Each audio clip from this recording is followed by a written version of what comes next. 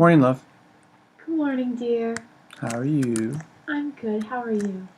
I'm good. How'd you sleep? I slept very well. How did you sleep? Oh, fantastic. How's baby in there?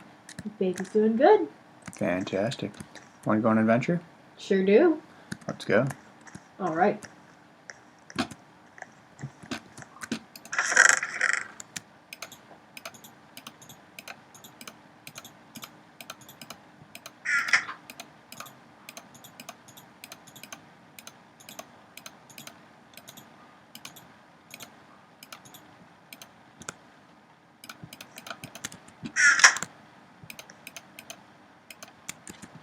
You ready? Sure am. Let's go. All right. Good morning and welcome to PB&J Craft. I'm Patrick. And I'm Bridget. And today we'll be beginning our LP of Super Hostile Kaizo Caverns. Now, we've already started this map. If you're watching the channel, you may have watched some of my other videos. And I've already said that we just recently decided to do this, my wife and I, to play some Minecraft. We figured we already play it, might as well record it. So we decided to start doing the LP after we started. So our first episode today will just be an intro and a tour of what we've already done, same as with my Sea of Flame playthrough. So, honey, you ready to start heading through? Absolutely. Now, as I mentioned, I have some decent familiarity with Minecraft, and I've already seen a good bit of Kaizo Caverns. In fact, I guess I've seen all of it. I watched Zisto's LP of the map when it first came out. But Lauren, how familiar are you with Minecraft in this map? I Or Bridget? I went through the training mode. Played. I believe it was vanilla. So I'm not super familiar. So this is pretty much all new to me. I do enjoy watching Vech and Joe Hills. I think Joe is hilarious. So my experience is much more limited than Patrick's. But decent nonetheless.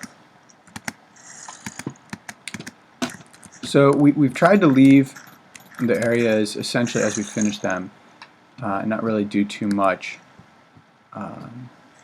to change them. Now I just started watching Axel Rosie, who is totally enjoyable to watch. If you're not familiar with Axel Rosie, you should definitely watch some of her stuff because she's very enjoyable. And I started watching her. She did some time ago an LP of this map, and I just there's a blob there, which I didn't see. So I was watching it, and then I noticed there's a couple chests up here that Bridget and I had missed when I was watching her play. So I just figured I'd grab that one. It looks like there's another one up there, which looks like Vech took out of the game. I mean, it does change from version to version what all is in each map. So, anyway, I just grabbed that little chest, which is nice, chainmail armor. So, Good deal. So, Bridget, what do you think of this area? Very difficult for me as a beginning player.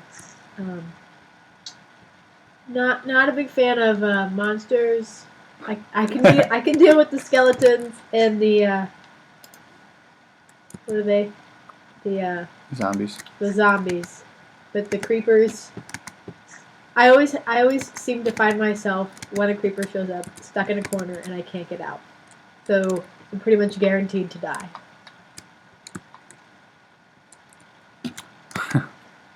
It's well put. I just noticed a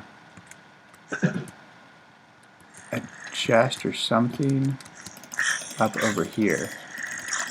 Now the purpose of this was not really to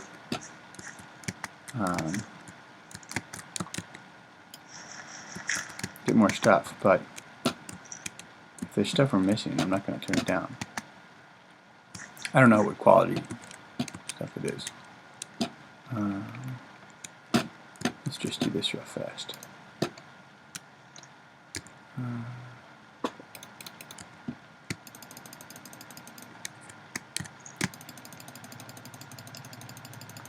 Looks like there's a sign up here. Don't be silverfish, please. Please, okay. You did exactly the opposite of what I asked, Vex. Ow. I don't want to, okay. That's the other mob I hate. Yeah, silverfish are my least favorite thing. Watching Rosie deal with the silverfish was sad, and I felt bad for laughing, but it was touching. Now that there's silverfish trying to take away my stuff, I'm even more determined. Now there's a sign up there. Combat supplies low. Oh. Okay. Ooh, low is actually nice. Leather, another iron sword. I'll take it. Okay, so that's the entry area. I don't know if there's a name for it.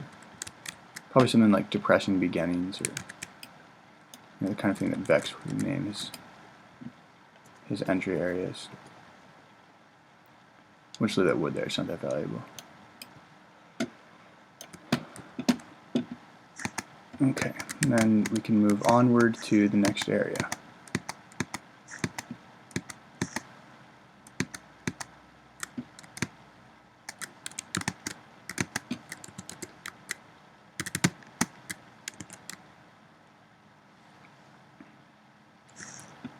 So we did. There's a pit here, which we didn't fall into. We didn't mess this up, although we had a very limited number of blocks when we got across there. We both died several times in there, and so we had this really terrible setup involving sprint jumping off of a chest to here. But we made it through. We didn't set up pressure plates here. Covered up the hole, and went to the Victory Monument with the white wool, which was off over there. So we've made actually quite a bit of progress, and that actually is even better than I thought we were doing. I'm not too bad. No. By the way, if you know us in real life, you know that I talk excessively, and Bridget talks like not at all. So we're hoping to, I don't know, not fall into those categories of ourselves during this map, but we'll see what happens. So we actually have several of the wools: white, orange, magenta, light blue, yellow, lime, pink, and what was that, gray? Yep. Gray and blue. So we're not doing too bad at all. That wasn't really a challenging area, so we don't really have opinions on it.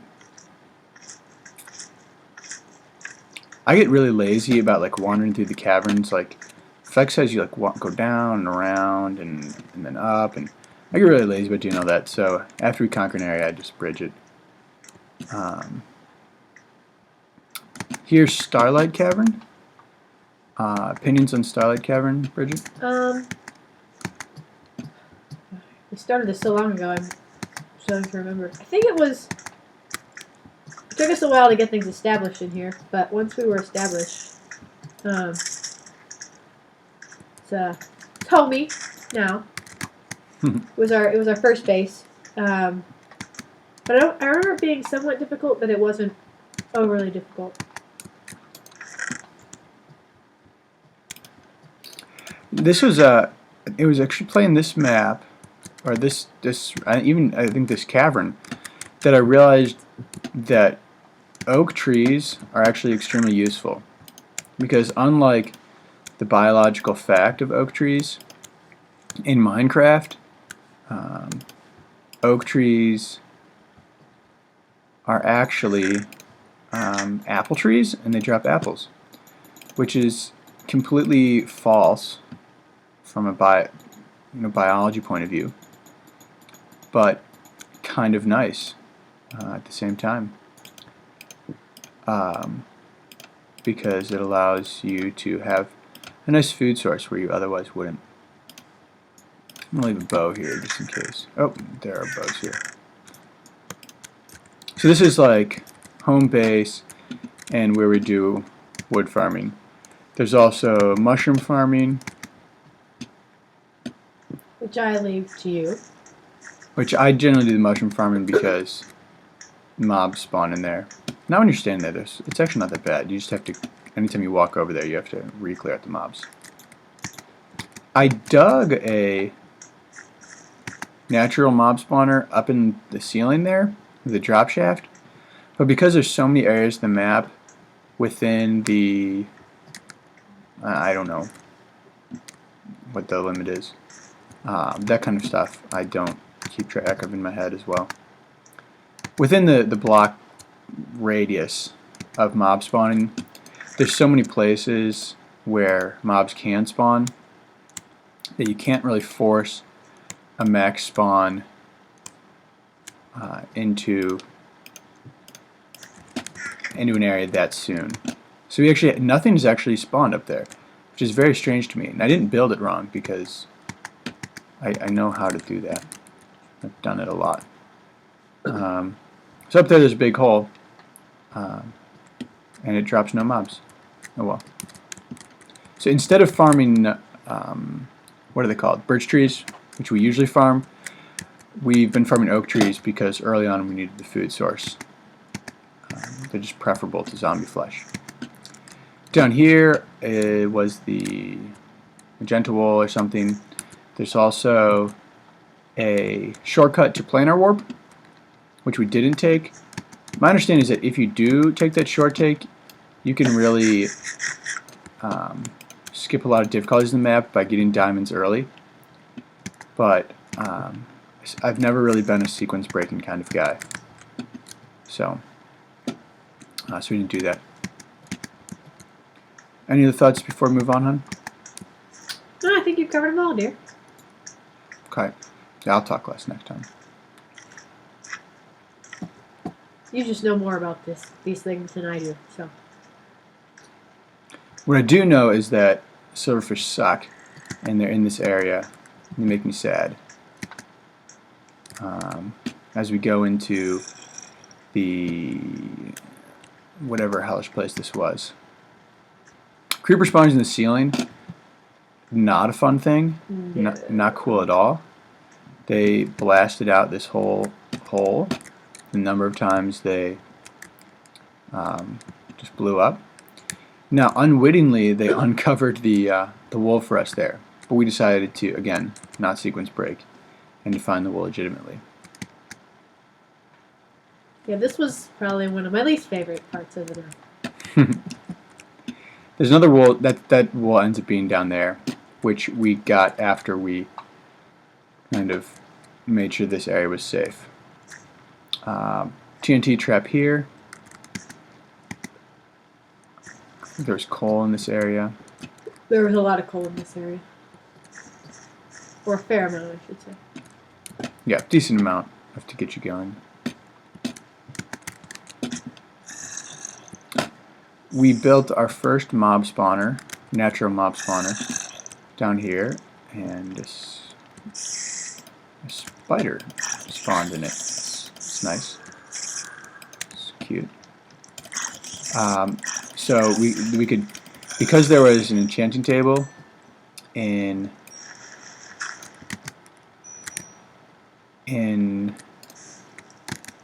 the first room, the Starlight Cavern, we were able to start enchanting pretty early, and so we built our first mob grinder / experience grinder here.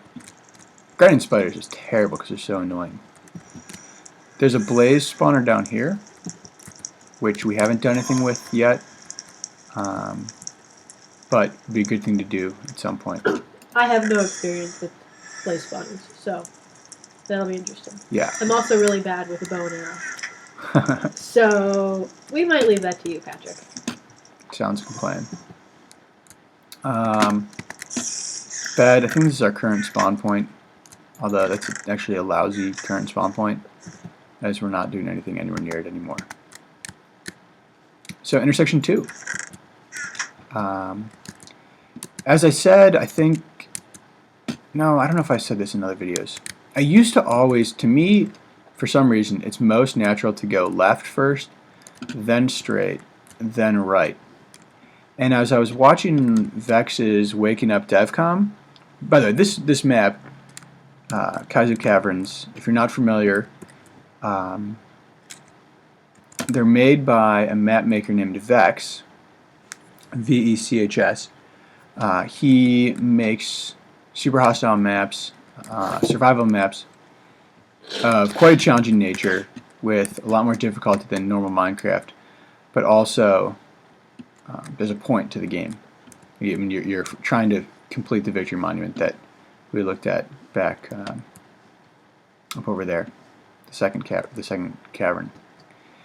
And so it turns out he actually always goes right, straight, left from an intersection, which I would assume means that's the order he means for them to be gone in. So we've started. I then started. I'm now approaching intersections from this order: right, straight, left. If it's a what do you call it? 3-way? 4-way? No, not a 3-way or a 4-way. If it's that style of map where there's intersections. Not all of Vech's maps have intersections. They're linear branching or they're open world or other things. So this is linear branching. If it breaks off in different lines, we're now going right, straight, left. We did go down this way a little bit just to light up the pathway. Found this big cavern in there. Found that down here there's a portal to the netherworld, which we haven't really done anything yet. We tried to make a very basic zombie pigman farm, which worked terribly. And we left most of the supplies down here for use in the future. There's a fortress over there. So at some point, we'll do this. Not sure when. In the meantime, we headed to the Twisting Dark. Oh, hey on. Any thoughts on the Nether? Very little experience. Oh yeah, you haven't even been in the Nether like at all. I've been in the Nether for probably less than 5 minutes total my whole time playing Minecraft. So, very little experience. I have a lot to learn. There you have it, folks. This area, just a lot of darkness, a lot of natural spawning in here. You don't really meet any spawners until, again, the dreaded creeper spawner from the sky. This time we fixed that before they blew up the whole floor. Coal in this area, some nice resources. This is where we set up our base. There were zombies spawning from a shelf up there, so we built a zombie grinder here. Now, thanks to L5, I now know that zombie or any spawner, any regular spawner that's not custom spawners, but regular spawners actually are most like a grinder like this is most effective using a 4-block radius. There's 3 blocks broken out here, and we could have a slightly more efficient grinder if we'd gone one block wider. So you can check out L5's channel. I think he has his own webpage too. He makes maps also. And he pointed that out to me. So thanks L5. We will take that into account next time we build a spawner. So these are one hit even with, okay, maybe they're not. Earlier they were one hit even with a wooden sword. Now they're just being hateful. This is probably my favorite part of this part of the map. Because I can get experience and enchant things really fast.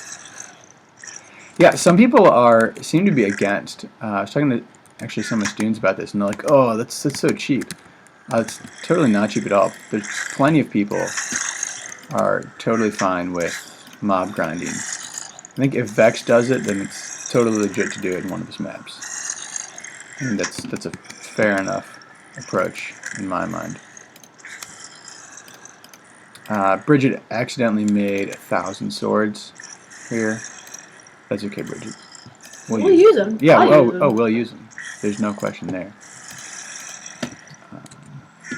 You can never have too many swords. That is true. Unless they don't fit in your chest and inventory. Then you have a problem. True enough. True enough. So here's our little base. Carrots growing, potatoes growing, enchanting station lit up because we were doing smaller enchantments earlier.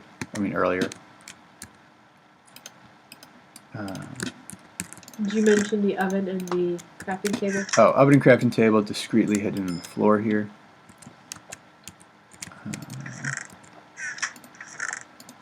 Get some more potatoes cooking. So that's this region. Thoughts on when we conquer this area on the Twisting Dark?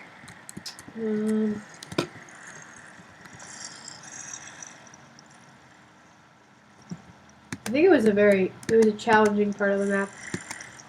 I don't recall a whole lot about it.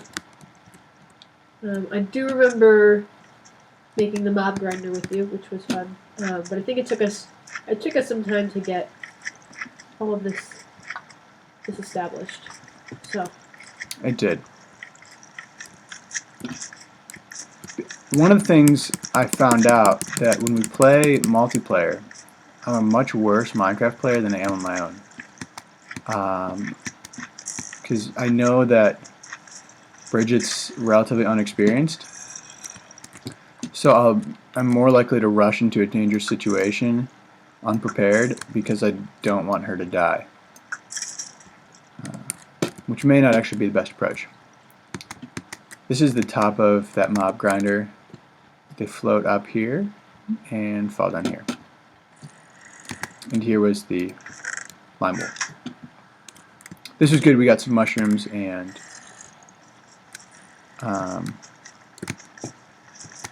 or red mushrooms and brown mushrooms so that we could start eating a slightly better food. Although obviously we're not doing that right now. I just find it really boring to mine mushrooms. Okay, hon, where are you at? halfway up the waterfall, but not all the way. Okay. I'm not at the top. Do you want to come back down and we can move on? Yep. So I'm leaving you behind here. Typical. I also have a tendency to get lost in these caverns. It probably doesn't help that I don't play very often, but everything starts to look the same, and then I just walk myself in circles. So, hopefully, I'll be able to better recognize things the more I play. So our next step was Elvern Runes and Elvern Mines. We actually took care of, well, I think we took care of the Elvern Runes with relative simplicity. I would agree. What was your thoughts in this area? I feel like we conquered it quite quickly compared to all the other areas we've worked on. I don't know if that was because we had enchanted armor and enchanted swords or what, but I felt like it went really fast. You'll notice we left all these spawners here. I generally leave spawners in place. That's our approach for this map. So that if we decide later, we can go back and make a grinder. Anytime you have multiple spawners of one type, two, even more than two is ideal, but even two can give you a pretty nice flow. Like even a two, there's one skeleton spawner here, there's one down there. We could probably activate both of those at the same time and have a safe zone. And that would give a pretty good output of arrows and bones. Off in this direction, I believe is our next intersection. Somewhere on the other side of this fallen wall of lava that I accidentally activated. So that's, for maybe 2 or 3 episodes from now. In the meantime, we will show you where we're at right now. There were some nice, so thoughts on, sorry, I left you again. Thoughts on Ilvern runes here? I think the same applies to this area as it did the area coming in. I think we conquered it pretty quickly. Or maybe I should say you conquered it pretty quickly. I spent most of the time dying. I did a fair bit of dying too, I think. Hiding, trying not to die, or avoiding the creepers. So, but it went fast. I think it's a cool area. One of the things I always talk about, and maybe I talk about it too much, in the 7 episodes we've had so far, is one of the things I think is really just cool about these maps is the aesthetic of them. I think. Did he get you? No. Okay, we come over this way. Because we're gonna head this way next. I think. Now maybe I haven't done a lot of other maps, so I don't have a real comparison. But I think Vech's maps do look really cool. They do have a real aesthetic to them. I'm a big fan, and I think that area had a cool look to it. These things, when we come into this area. When you first enter this area, this is all dark, and it's blocked up like this. And then you just go around, and you just waste all this time. So, whenever we get to an area like this, I break down the center wall. A couple times, I found that there was TNT in the middle, and died. But not always. Vech was nice enough to give us a little wheat farm in here, which is actually fairly easy to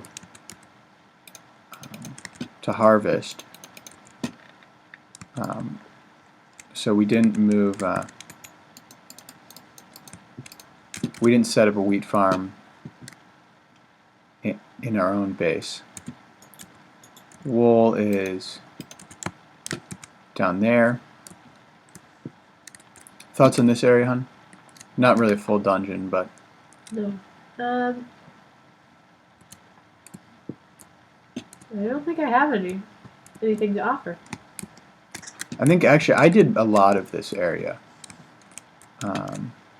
Yeah, I think I had issues with some kind of mob that I just couldn't handle. And then I didn't have any armor or any... Were there... Any no, weapons. I don't think there were poisonous spiders. Whatever those things are called. No. There's still nice loot that we left in here. In here, there's some fantastic loot. This was an idea I got from Joe Hills, actually. No, who did this? No, Vech did this in his Waking Up DevCon for a too high mob. So this wouldn't work if it was a spider spawn or something.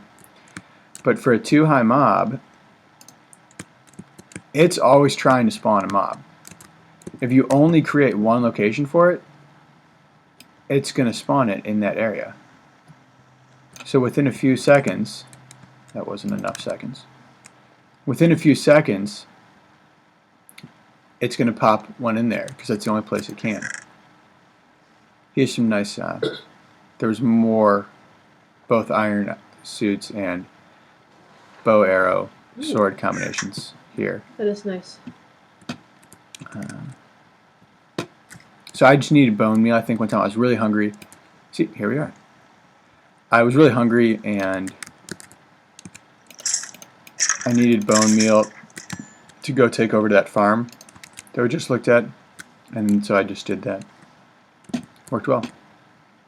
I think we took the resources out of the rest of these rooms, except saddles, which that's totally unnecessary. I've never used a saddle.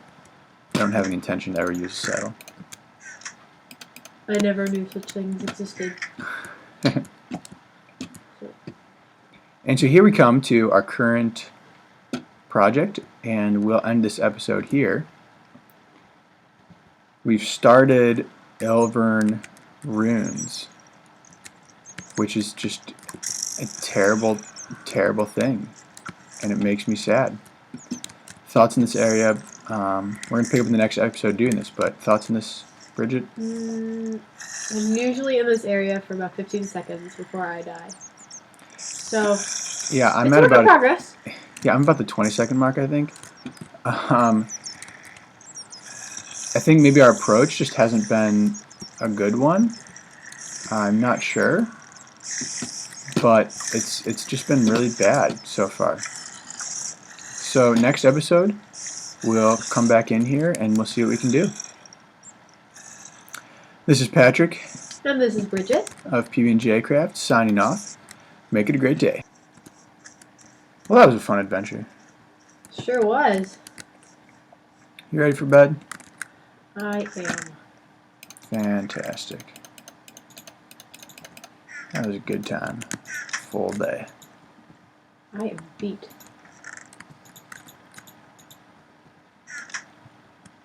You coming up? Aw. Here we come. Okay. Night, honey. Night, baby. Good night, love. Good night, baby.